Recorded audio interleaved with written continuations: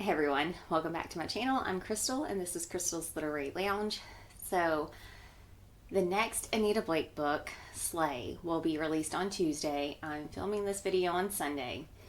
And I've started to reread the series this year. I had high hopes to completely read all 29 books that are out before Tuesday, but that didn't happen. I was able to read, of course, book 29 when it came out at the beginning of the year, and I read books 1 through 6, and 1 through 7, but I'm only going to talk about books 3 through 6. I've already talked about books 1 and 2, so today I just kind of wanted to continue on with recapping, just kind of pulling out some information that's important as the series goes along. So, in these first set of books 1 through 6, there's like a pattern to all of the books. There's a police investigation, there's Anita assisting the police with that investigation, Anita hunting the vampires or hunting the monster, whatever it is, and then her also raising zombies because that's her job. She's a necromancer. But the events in book 6 drastically change the series and sends it into like a new direction. So, and I'll talk about that when we get to that book. So Circus of the Damned is one of many businesses that is owned by Jean-Claude, who is the master of the city, and he's the main vampire, and of course one of Anita's love interests throughout the series. So it is also the daytime resting place for Jean-Claude. At this point in this book, Anita doesn't know that yet, and everyone in this book is wanting to know where that daytime resting place is. We have two hate groups. We have Humans Against Vampires and Humans First. They are after the daytime resting place. They want to take out all vampires. We also have Edward, who is once again back in this book, and he has a contract out to take out the master of the city. So we find out that Anita, she's not supposed to be able to raise any zombies if the person was killed by a vampire. Because if the person was killed by a vampire and the person is going to rise as a vampire and become one, it messes with her magic and she cannot like raise them from the dead as a zombie. Also, a person who is bitten multiple times by multiple vampires and that is how they die, they're not supposed to be able to rise from the dead. But a very powerful vampire can still make that body rise. But the vampire that rises is animalistic. It's basically just like a wild animal that's deranged. We find out that there was a doctor who was looking to cure vampire. And so because of this doctor, the morgue in St. Louis, as well as other morgues, things did not go well, and he was attacked and killed. So all of the morgues are set up to where if there's any chance a vampire could rise from this dead body, there's multiple things that are supposed to be in place in order to protect the people who are there working at the morgue, and also allow for a smoother staking of the vampire, or execution, if you will. We meet Larry Kirkland in this book. So Larry Kirkland ends up being the assistant, and he's sort of the protege of Anita Blake.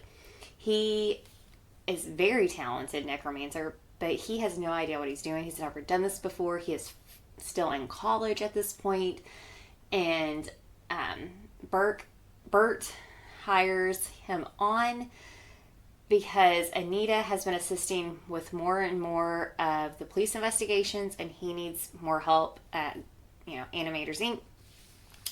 So he hires Larry, but Anita can see that Larry is very, very green and he's going to get himself killed. So she decides to take Larry on as her assistant, and she wants to teach him the ropes.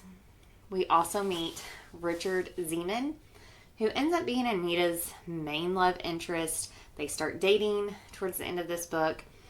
and he will play a vital role throughout the series. Anita's vampire marks, the original ones that Jean-Claude gave her, become null and void because of events that happen in Circus of the Damned. And also, Anita chooses to save Jean-Claude's life in this book at the very end. She has a choice to make. She chooses Jean-Claude. And that choice is something that Jean-Claude doesn't let her forget about. He's like, you had the option of me no longer being here, but you chose to save me. And that has a lasting effect. So then we have Anita, and she starts dating both Jean-Claude and Richard at the end of it. She's supposed to be dividing her time between both of them. Book 4 is The Lunatic Cafe, and this is all about the lycanthropes. So specifically the werewolves in Richard's werewolf pack. It is the name of the cafe that's ran by the werewolves, and we find out that lycanthropes are missing. They have been going missing. Someone is kidnapping them. They're disappearing. Anita gets called into a meeting with Marcus, and we find out that Richard and Marcus are at war, and they've been at war. Richard has defeated Marcus twice already, but he's refused to make that final kill, and that is the only way that you can take over a pack, is if you make that final kill. Richard's not a killer. Raina, she is Marcus's Lupa, and she is the female, alpha female leader of the pack. She's a sadist, and she's deranged. We find out that because of this war and because of people not liking Marcus and Raina, but they like Richard, they just need him to take out the two people who are villains, who are bad guys. Richard just won't do it, but the pack is divided. And Anita, of course, gets dragged into pack politics because she's dating Richard. Raina and Marcus want Anita taken out. We also find out that on top of this, Raina is making films, and some of them are snuff films. And Edward gets called in to basically take out the participants in the snuff film. And Raina is also on his radar too. Anita gets caught up into Edward's investigation. She's caught up in pack politics. She's also caught up in the police investigation for these missing lycanthropes. We also find out that lycanthropy is an acquired blood disease. So if humans survive an attack, then they can then become a lycanthrope. We also find out that there's a difference between shapeshifters and lycanthrope. Shifters can be someone who is maybe a guardian of a family, and so they don't have this blood disease. It's magic involved. We also get the first encounter of a possible triumvirate between Richard and Jean-Claude and Anita Blake. Bloody Bones is book 5, and this is where we're introduced to fae characters. And Anita is hired by a lawyer to raise a cemetery of the dead because there's a dispute between whose land is it. Is it the Bouviers or is it this other family's? And they have this long-standing feud, kind of like the Hatfield and McCoys. So Anita gets called in. She's supposed to raise these zombies. There's also a murder investigation that happens. And what we find out is this book is all about vampire politics. Vampire politics come into play big time. And she calls Jean-Claude for help. Jean-Claude gets dragged in. Things do not necessarily go well, and they are in a fight for their life. Anita works as a focus for Larry. She's continuing to teach him the ropes. And her power is strong. And her power is strong enough to where when she raises zombies, especially if there's a lot of power, then she can make the zombies look real again, look as if they are almost alive again. Anita is also slowly losing her humanity a little bit by bit in each book that happens because she's in survival mode. She's all about surviving, and she's making tough decisions, and she basically has decided she's gonna live. Her life is more important than the other people.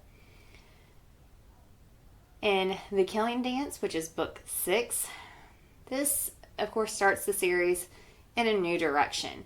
We have Edward, who has informed Anita that there is a hit out on her, and he was sent the contract. He's refusing the contract. There should be 24 hours, though, where it will allow him to get to Anita, and that is like his hope. He's hoping that he can get to her and keep her alive. And so, once again, Anita is dragged back into pack politics. There's vampire politics, pack politics. All of this is coming into play. And Richard, this war with Marcus has basically come to a head. And we find out that Marcus is the one who put the hit out on Anita.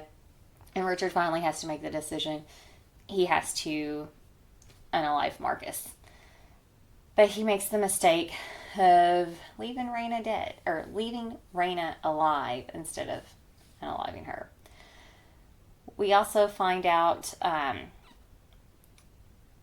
that porn flick and smut film, that storyline from earlier in the series, it comes back with Raina, and they're still making those films, even though Raina was not supposed to make any of those films anymore. It's once again back into play. In order for Richard to win and defeat Marcus, he joins his essence and his energy with Jean-Claude, and the two of them also join with Anita, and that's what makes Richard powerful, and they become this triumphant. However, when Richard ends up fighting Marcus and they have their final showdown, he shapeshifts on top of Anita, and then he and the pack consume Marcus, and it completely freaks Anita out, of course. And she runs to Jean-Claude. They have sex, and she chooses Jean-Claude over Richard, and it destroys Richard. It breaks his heart. Now they are tied together, and yet they've never been more apart from each other. We also find out that there is this other triumphant, this other group, and they also try to take out Jean-Claude, and they almost succeed in taking out Jean-Claude and Richard. But once again, Anita makes a decision. She takes on the vampire marks. She tells Jean-Claude, give those to me, and I will keep us all alive somehow. And she does. They end up all making it through. But again, they are tore apart. This was pretty traumatic. Out of all of the series, book 6 and then book 7, it's pretty traumatic, everything that goes on. There's a lot of assault that takes place in these books, so check all your trigger warnings. Really, really look into that first, because they can be kind of hard when you're reading them, especially back to back to back. But I love the series. I'm going to continue trying to do my read through. Super excited for Slay. And it's been nice just going back and going, oh, I forgot about some of these things that came into play and some of the things that happened and how the whole series kind of shifted and evolved. Because I feel like we are now with Slay on the cusp of another change and another evolution in the series, which I'm super excited for. So thank you for watching, and I'll see you in the next video.